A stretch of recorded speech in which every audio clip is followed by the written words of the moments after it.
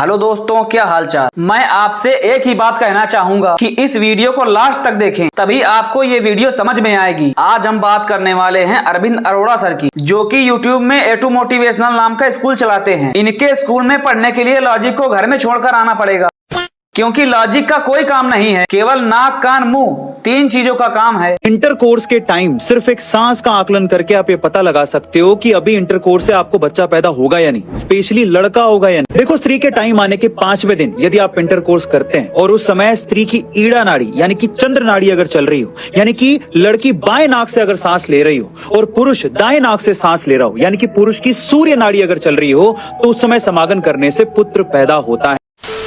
Hello, अरे biology वाले गुरुजी, अरे आपने तो XY क्रोमोसोम पढ़ा के मेरी पूरी लाइफ खराब कर दी यार। एक नाक से सांस लेकर वो सब करने से लड़का हो जाता है, तो XY क्रोमोसोम फालतू में पढ़ाया आपने। अरे कौन कह रहा है, क्या मतलब? एक यूट्यूब वाले सर हैं A2 मोटिवेशन करके, वही ये सब बता रहे हैं। हाँ, ये कर लो पहले। पर A2 सर जी, जब दोनों मेल फीमेल एक एक नाक बंद कर लेंगे तो वो सब करेंगे कैसे? थोड़ा वीडियो के माध्यम से उसका भी ट्यूटोरियल बता देते तो आसान हो जाता। और एक चीज इनके बारे में बताना चाहता हूं मैं, इनके खिलाफ जो वीडियो बनाता है तो थोड़ा बहुत तो इनकी क्लिप यूज ही करेगा। ये उनको भेज देते हैं कॉपीराइट स्ट्राइक, जबकि इन्होंने अपने एक इंटरव्यू में कहा था आप मेरी क्लिप यूज करके यूट्यूब से पैसा कमा सकते हैं। फिर क्या, नल्ले बेरोजगारों की कमी थोड़ी ना है भारत में। धगापेल वीडियो बनने लगी। इसके बाद जब इनका फैन बेस तगड़ा हो गया, फिर इन्होंने अपने नाम से जितने यूट्यूब चैनल बने थे सबको ईमेल किया, उनको प्रमोशन का लॉलीपॉप देके चैनल को अपने नाम ट्रांसफर कर लिया। और मैं ये विद प्रूफ बोल रहा हूँ, कोई हवा में तीर नहीं मार रहा हूँ। मैंने अपनी पीसी में इनका पूरा काला चिट्ठा एक अलग फोल्डर बना के सेव किया हुआ है। पर अपना चैनल तो कॉमेडी और रोस्ट वाला है, कोई एजुकेशन वाला चैनल नहीं है, और उसीलिए मैं इस पर ज्यादा बात नहीं करूंगा। और अगर कॉपीराइट स्ट्राइक आया तो मैं ऐसा गंदा करूंगा कि कोई सर्फ और साबुन काम नहीं आएगा। तो चलिए आते हैं अपनी वीडियो पर। रहा नहीं जाता, तड़प ही ऐसी है ना। लंदन में बहुत सारे वैज्ञानिकों के बीच में एक भारतीय वैज्ञानिक इस चीज को सिद्ध करना चाहता था कि धातुओं में भी प्राण होते हैं। इसके लिए उसने आयरन की रोड ली, उसे तार से लपेटा और तार के लास्ट में एक निब लगाई, उसे ग्राफ पे लटका दिया। अब प्लान ये था कि उसके ऊपर वो एसिड गिराएंगे जिससे धातु थरथर कांपेगा और वो ग्राफ में दिखेगा। अब जो बोतल उन्हें पकड़ाई गई थी, जैसे उन्होंने वो बोतल उड़ी ली, धातु पे कोई फर्क ही नहीं पड़ा। सारे वैज्ञानिक हंसने लगे कि ये पॉसिबल थोड़ी है, धातु में प्राण कहां होते हैं। तो उसके बाद उन्होंने वो बोतल उठाई और वो गट-गट करके पी गए, क्योंकि उन्हें पता था कि किसी ने धोखे से एसिड को बदल दिया गया है। बाद में पियोन ने माफी मांगी और उन्हें ओरिजिनल एसिड की बोतल दी गई, और बाद में उन्होंने वो एसिड धातु पे गिराया और वो सारा प्रभाव ग्राफ पे दिखा और ये सिद्ध हो गया कि धातु में भी प्राण होता है। जी हाँ, मैं बात कर रहा हूँ जगदीश चंद्र बसु की। आप कहाँ थे ज्ञानी बाबा? वो एक्सपेरिमेंट पौधों पर किया गया था। क्रेस्कोग्राफ नाम है उस मशीन का, जिसने पेड़ पौधों में होने वाली हलचल को रिकॉर्ड किया था और ये प्रूफ किया था कि उसमें भी जान होती है। तुमको यूट्यूब की नहीं, स्कूल की जरूरत है। ये बड़ी अच्छी बात कही आप। अगर तुम स्कूल की क्लास बंक न किए होते तो आज इस तरह का ज्ञान न दे रहे होते। आप जो इस तरह की बातें बता रहे हैं, हमारे स्कूल में न कोई इसका सब्जेक्ट होता था और न कोई पीरियड होता था। स्कूल मालिक के लड़के ऐसे फ्री टाइम में ज्ञान दे जाया करते थे। मैं उनका जिंदगी भर कर्जदार रहूंगा, क्योंकि उन्होंने ही मुझे इस एक्सपेरिमेंट के बारे में बताया था। ज्ञान कहता है कि आत्मा 200 ग्राम की होती है। ऐसा इसलिए क्योंकि उन्होंने किसी आदमी के मरने से जस्ट पहले और मरने के जस्ट बाद वेट का कंपैरिजन किया तो 200 ग्राम का फर्क आया, तो 200 ग्राम की आत्मा हो गई।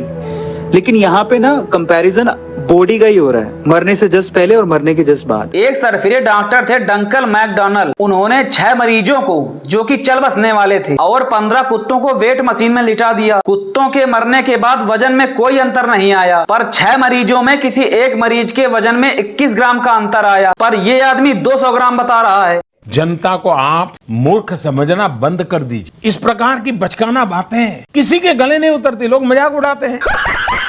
हो सकता है उसने पाद दिया हो यार, 21 ग्राम गैस तो आदमी निकाल ही सकता है। तो कभी महसूस करना कि जैसे ही दिया बढ़ता है, दिया बढ़ना मतलब बुझना, हम उसको हिंदू संस्कृति में बढ़ना बोलते हैं। आप ना देख भी नहीं रहे होगे ना और उसके आसपास भी होगे, तब भी ये महसूस कर लोगे कि दिया बढ़ गया। कैसे? एक अलग सी खुशबू आती है, कभी गौर करना कि उस खुशबू से तुरंत आप भाप जाते हो कि दिया बढ़ गया, और देखोगे तो दिया बढ़ जाता है। वो क्या है? वो एक्चुअली दिए की आत्मा है। जब दिया बढ़ता है तो वो दिए की आत्मा निकलती है और वो महसूस करवाती है आपको कि मैं निकल गई। यही है मेरा आत्मा को महसूस करने का एक्सपीरियंस। मुझे ऐसा लगता है कि आत्मा खुशबू से अपने होने का एहसास करवाती है दिए। अरे वो अनबर्न कार्बन है गुरुजी, इसने फिजिक्स, केमिस्ट्री, मैथ, बायोलॉजी सबका बेड़ा गर्क करके रखा है। कौन है ये लोग, कहाँ से आते हैं? इसको धतूरे को भूंज कर खिलाओ, शायद भोले बाबा की कृपा इस पर आ जाए, थोड़ी सी अकल बढ़ जाए इनकी।